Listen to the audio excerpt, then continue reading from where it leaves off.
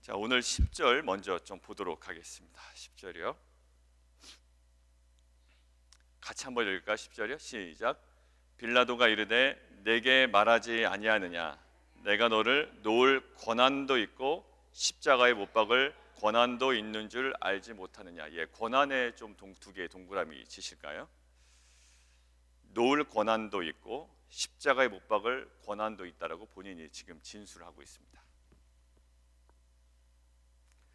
빌라도는요, 지금 여기까지 오는데 많은 감정의 기복, 또 판단의 유보, 여러 가지 결정의 회피, 많은 것들을 지금 경험하고 있어요. 앞에 한번 보시면 빌라도가 예수를 데려다가 채찍질 하더라라고 되어 있는데, 이 채찍질은 십자가 처형이 결정된 이후에 연관된 처벌이 아니죠. 십자가 처형이 결정되기 전이에요. 제가 찾아보니까 이렇게 되어 있습니다. 그러니까 푸스티카티오 이렇게 돼 있어요. 그러니까 푸스디가티오인데 이게 뭐냐면 그냥 경고성이에요. 경고성. 예수님에게 너 다시 이러면 안 돼라는 경고의 의미가 있고요. 그리고 유대인들의 마음을 만족시키기 위함입니다. 그 처벌의 형태를 푸스티가티오라고 한대요. 근데 예수님이 십자가의 처형이 결정되고 난 다음에 막 끌려다니면서 채찍질을 맞고 아주 심한 고난을 받으셨잖아요. 근데 그걸 뭐라고 그러냐면 베르베라티오라고 그러는데, 베르베라티오. 그거는 십자가형과 딱 결부된 그 십자가 처형을 받은 이 죄수들을 힘을 체력적으로, 물리적인 체력을 완전히 약화시키고 인간성을 완전히 탈취시키는 행위예요. 야만적인 행위죠. 십자가에 못 박으려고 그러는데 막 기세등등 해가지고 버티면 안 되잖아요. 그러니까 완전 제압해버리는 거야. 예, 물리적으로 제압해버리고, 여러분들 폭력을 심하게 받으면요, 사람이 정신이 완전히 이제 멘탈이 붕괴가 됩니다. 예, 그러니까 두 가지 목적을 가지고 하는데 지금은 그런 목적은 아니에요. 아까 이야기한 대로 푸스티가티오, 그러니까 경고성, 그리고 유대인들을 만족시키기 위하면 이렇게 하면 유대인들이 그 모습을 보고 이 정도면 됐다라고 그냥 풀어줍시다. 6월절에 한 명이 풀어주는 전례가 있으니 그럼 예수를 풀어줍시다. 이 정도 반응을 기대했을 거라고요. 자, 빌라도 입장에서 한번 생각해 보시겠습니까? 빌라도 어제 어떤 반응이었냐면 분명히 내가 왕이다라고 했어요. 그러면 이게 충분히 죄목이 된단 말이에요. 그러니까 예수님의 그 진술은 예수님에게 불리한 진술이 돼요. 근데 빌라도는 그 진술을 가지고 바로 십자가에 못 박는 결정을 하지 않습니다. 왜 그럴까요? 예, 내가 왕으로 다스리는 나라의 성격이 어떤지를 빌라도에게 정확하게 이야기했다고 그랬죠. 그리고 가만히 들어보니까 빌라도가 지금 예수가 얘기하는 나라의 성격이 지금 정치적인 어떤 눈에 보이는 가시적인 나라가 아니에요. 그러니까 빌라도도 이제 알아먹은 거죠. 그러니까 이것이 큰 어떠한 죄목을 걸 만한 일이 아닌 것을 알아요. 그럼에도 불구하고 바라바를 놓아주고 예수를 못 박으라고 얘기한다고요. 그러니까 분명한 자기 안에 확신은 있었어요. 확신은 있었지만 사실 어떤 것 때문에, 유대인들의 반응 때문에 지금 갈팡질팡하고 있는 겁니다. 자, 또 어떤 모습이 있냐면 쇼를 보여주는 거죠. 유대인들에게는 정서적인 만족을 좀 느끼게 하고 예수에게는 경고성 의미예요. 그래도 안 돼요. 그걸로 만족 못 하겠대요. 그래서 빌라도가 한 결정이 이겁니다. 나는 아무 죄도 찾지 못하겠다. 그런데 이 사람을 어떻게 할까? 계속 못 박으라고 6절에 계속 얘기하죠. 그러니까 6절 후반부에 이렇게 되어 있습니다. 빌라도가 이르되 너희가 친히 데려다가 십자가에 못 박으라.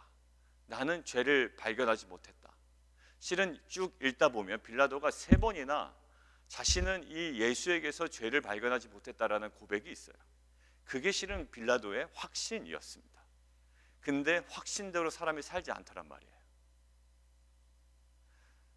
유대인들이 이제서야 본성을 냅니다. 우리에게 법이 있는데 그가 당연히 죽을 것은 실은 이겁니다. 자기가 하나님의 아들이라고 이야기합니다. 정치적인 이슈로 걸고 넘어졌는데요, 이제는 빌라도가 자신의 뜻대로 움직이지 않자 지금 정치적인 자신이 원래 생각했던 이 이유를 본색을 드러내기 시작해요. 근데 원래 이 이슈를 가지고 실은 고소하고 싶었지만 실은 로마의 행정적인, 법률적인, 사법적인 판단이 필요했거든요. 그래서 이 사람이 왕이라고 그럽니다. 그래서 이 사람은 반란죄로 처벌해야 됩니다라고 했더니 그거는 안 보였고, 근데 실은 이제 원래 이야기가 나온 겁니다. 자기가 하나님의 아들이라고 합니다. 그랬더니 빌라도의 반응이 뭐죠? 8절. 빌라도가 이 말을 듣고 두려워합니다. 여러분들, 근데 이 두려움은 많은 신학자들을 볼 때 이 두려움에 대해서 또 많이 가중치를 두지 않아요. 여러분들 왜일까요? 예수를 믿는 사람이나 믿지 않는 사람이나 뭐에 대해서는 두려워합니까? 예, 자기가 잘못해서 심판받나 이런 느낌에 대해서 막연한 두려움은 있고요. 그다음에 죽음 앞에서 두려움은 있습니다. 모든 남자들이요, 그 아내가 출산할 때 다 회개 기도한대요. 왜냐하면 자신이 잘못한 걸 누구보다도 자신이 알거든요. 그러니까 그 인과응보의 논리대로 내 자녀에게 좋지 않은 일이 발생해서 태어날까 봐 아내가 출산하기 임박해서는 사람이 되게 착해진다는 거예요.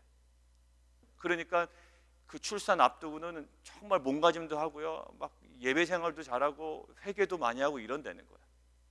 여러분들 보세요. 그런 두려움은요, 믿는 사람에 믿지 않는 사람에 다 있어요. 그거를 우리는 신앙이라고 하지 않아요.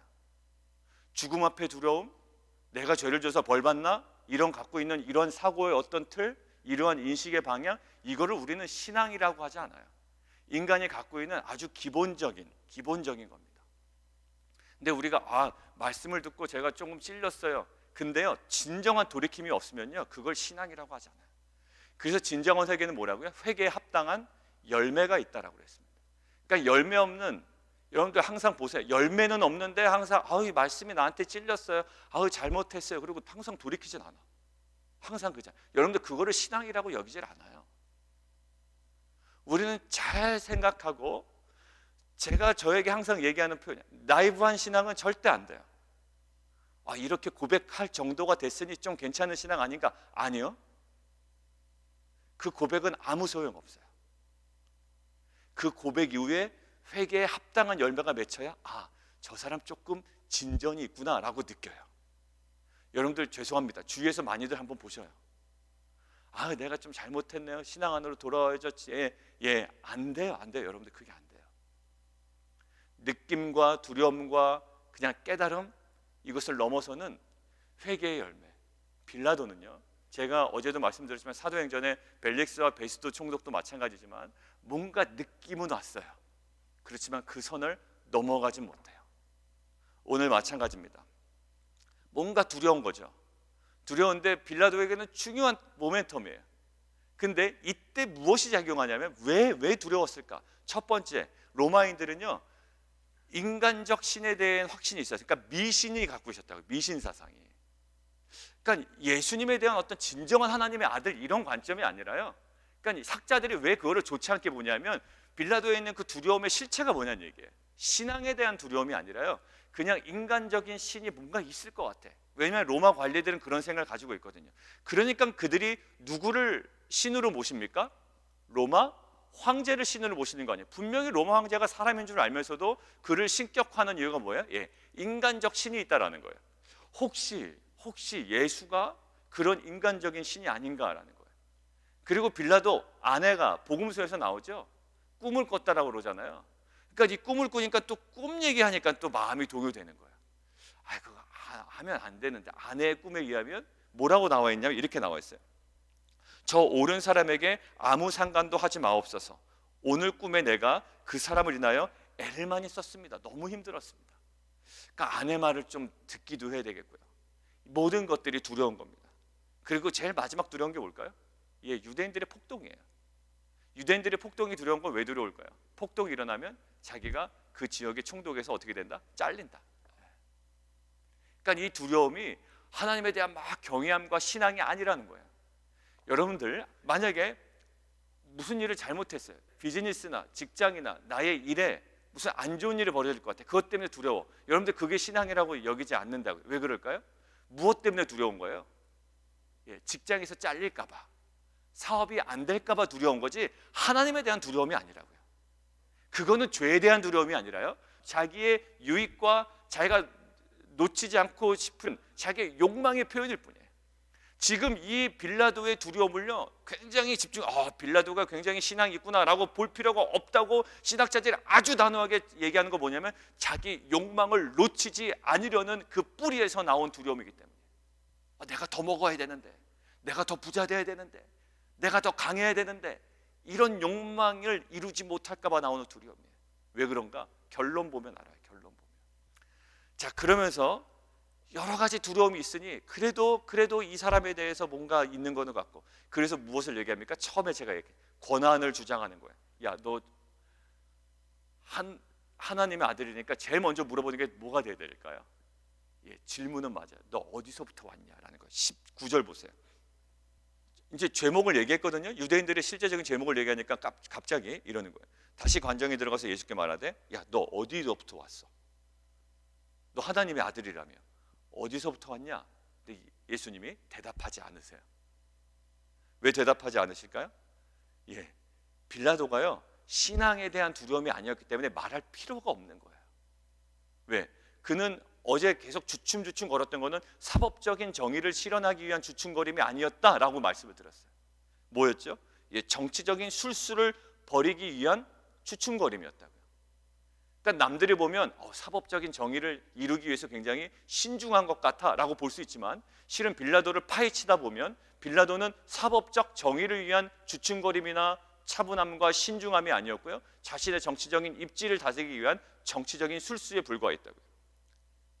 자신의 권력 유지에 집착해 있던 자에게 지금 내가 하늘로부터 왔다라고 한들 빌라도에게는 아무런 의미가 없어요. 예수께서 대답하여 주시지 아니합니다. 10절, 빌라도 이르되 왜 나한테 말하지 않느냐? 그러면서 자신의 뭐를 지금 주장할까요? 권한을 주장해요. 여기가 이제 오늘 첫 번째입니다. 물론 아까 우리가 충분히 그 회개에 대한 본질을 얘기했지만, 아무튼 오늘 제가 말씀 나누고자 하는 첫 번째 뭐냐면, 이 권한이 예수에게 지금 자기의 뭐를 자꾸 강조합니까? 지금 마지막 때니까 자신에게 놓아줄 권한도 있고 못 박을 권한도 있다라는 자신의 권위를 계속 상기시키죠. 그러니까 말해보라는 거예요. 자신의 권위 앞에 한번 말을 해보라는 거죠. 그런데 예수는 지금 어떤 입장이냐면, 예수님은 빌라도가 갖고 있는 권위에 대한 생각을 고쳐주세요. 나는 이런 권한도 있고 이런 권한도 있어, 내 앞에서 말해봐 라고 하지만, 실은 예수님은 빌라도가 갖고 있는 권위에 대한 생각을 다 뜯어 고치고 있다고요. 11절이 그 이야기예요. 같이 한번 읽을까요? 시작.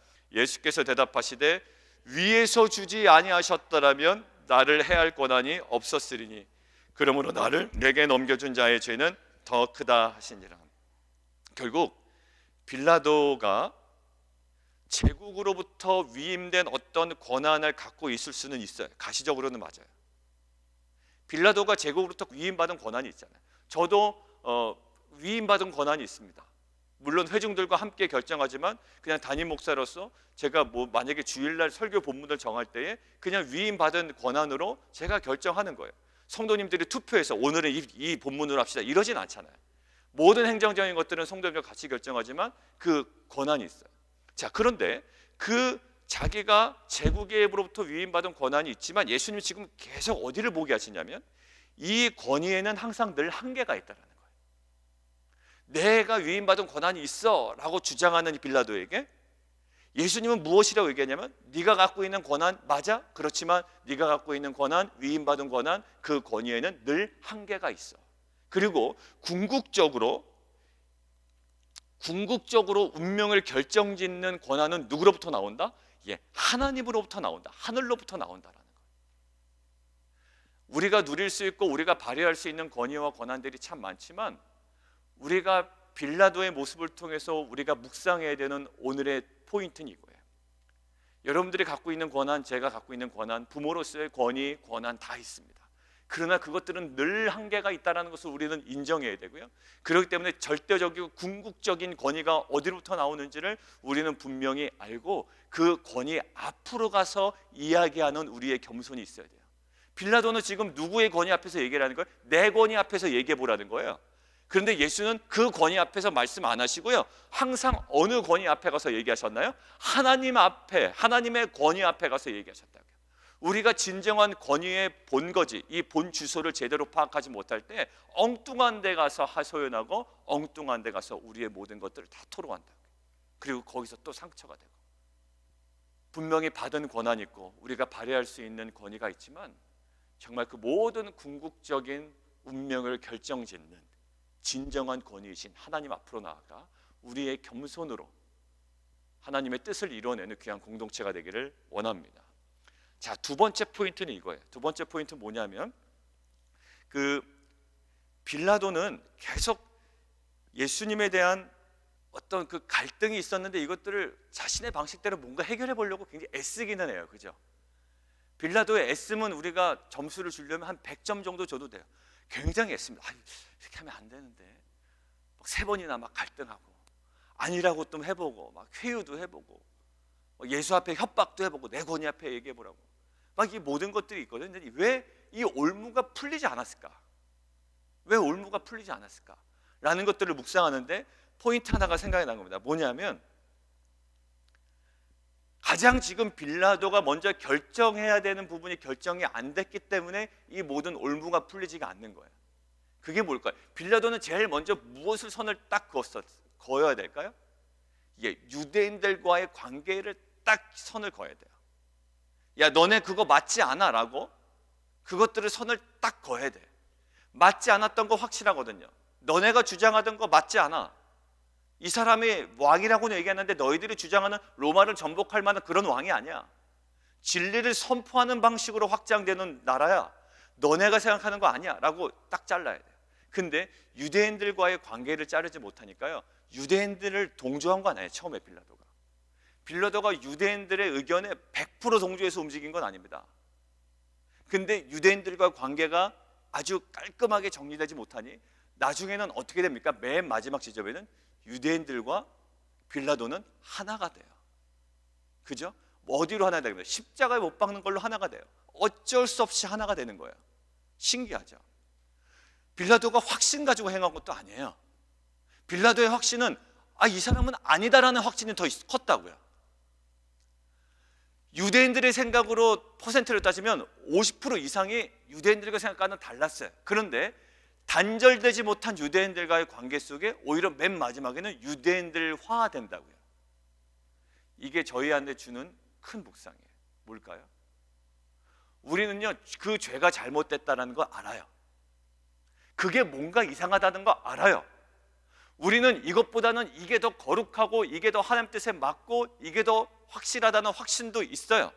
그런데 우리 안에 잠재되어 있는 이 죄의 뿌리를 우리가 잘 깔끔하게 제거하지 못하면요, 어느 순간에 가면 이 죄와 동화되어 있어요.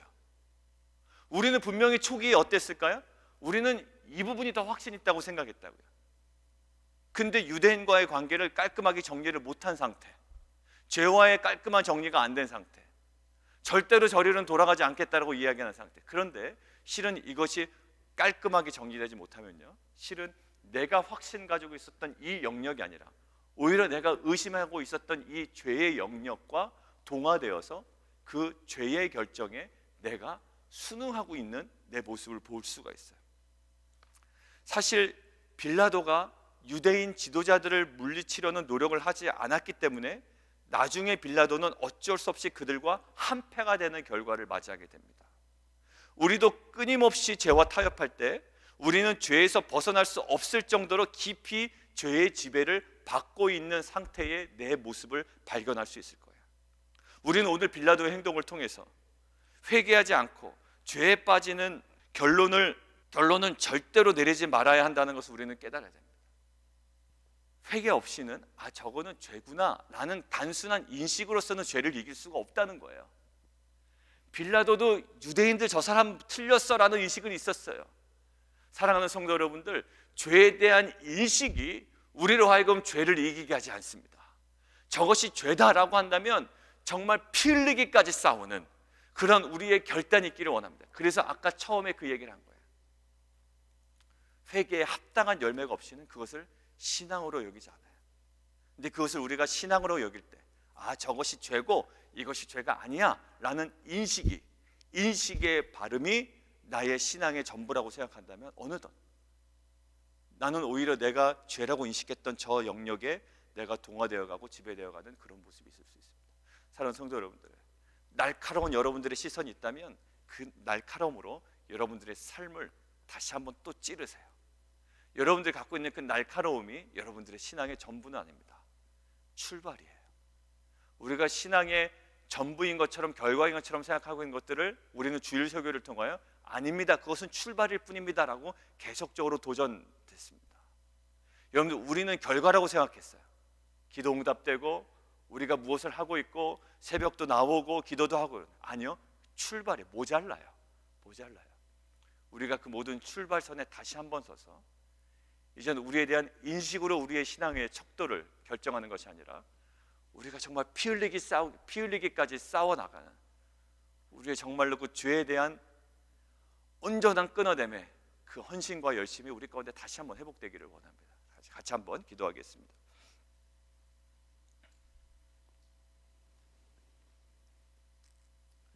그러니까 이제 도덕적으로 우리가 이제 저런 거 죄 아니야 라고 이야기하는 사람들 보면 조금 안타깝죠. 삶은 안 그렇거든, 본인 삶은. 그죠? 교회가 이러면 됩니까? 의롭고. 가룟 유다 보십시오. 저 이 돈을 팔아다가 가난한 사람들에게 주면 얼마인데. 옳고 그름이 확실해요. 그런데 그러한 날카로움보다요, 근데 그 가룟 유다 뭐 했죠? 뒤에서 돈꾀에서 돈 계속 훔치고 있었다고요. 그 추잡한 일은 다 하면서 굉장히 날카로움은 있었어요. 여러분들, 분명히 우리는 확신은 있어요. 저거는 죄고 저거는 죄가 아니다. 근데 그런 날카로움은 우리에게 어찌 보면 출발일 뿐이에요. 빌라도는요, 제일 먼저 유대인들과의 관계, 유대 지도자들과 관계를 제일 먼저 선을 걷어야 돼요. 그래야지 올바른 결정이 되래요. 끊어내지 못하니까 그들이 동요할까 봐, 그들이 폭동을 일으킬까 봐 계속 죄에 끌려다닌다고요. 여러분들, 죄에 대해서 끊어내지 못하면 여러분들이 아무리 신앙생활을 오래 하고 죄와 거룩에 대한 기준이 바로 서 있다라 해도 어느덧 우리는 죄의 지배를 받을 수밖에 없는 연약한 인간입니다.